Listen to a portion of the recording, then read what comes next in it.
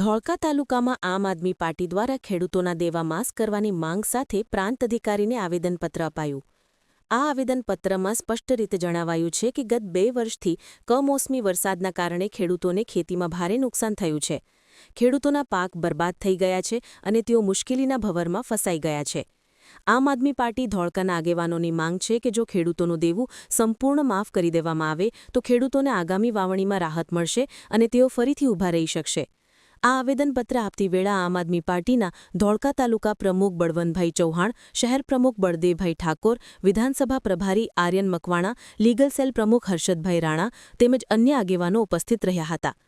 આમ આદમી પાર્ટી દ્વારા ખેડૂત હિતમાં કરાયેલી આ માંગ હાલ ધોળકા વિસ્તારમાં ચર્ચાનો વિષય બની છે.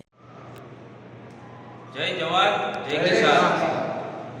આજ રોજ ધોળકા તાલુકા આમ આદમી પાર્ટી તરફથી અમે પ્રાંત સાહેબને તાલુકા કચેરીની અંદર આવેદન આપવા માટે આવ્યા છીએ. કારણ કે અત્યારે હાલની પરિસ્થિતિમાં કમોસમી વરસાદના કારણે ખેડૂતોને 100% નુકસાન થયું છે અને છેલ્લા 2 વર્ષથી નુકસાન થતું આવ્યું છે.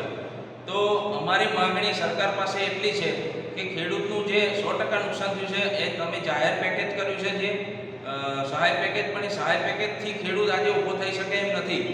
તો અમારી માંગણી એવી છે સરકાર પાસે કે તમે ખેડૂતનું દેવું માફ કરો, જેથી ખેડૂત ફરી ઊભો થઈ શકે, ફરી વાવણી કરી શકે અને જગતના તાત આજે જે આખી દુનિયાને ચલાવતા હોય એના થકી આપણું જીવન ચાલતું હોય, તો એ જગતના તાત માટે અમે આજે આવેદન આપવા આવ્યા છીએ. તો સરકાર પાસે એટલી વિનંતી છે કે ખેડૂતનું સંપૂર્ણપણે દેવું માફ કરે એવી અમે આશા રાખીએ છીએ.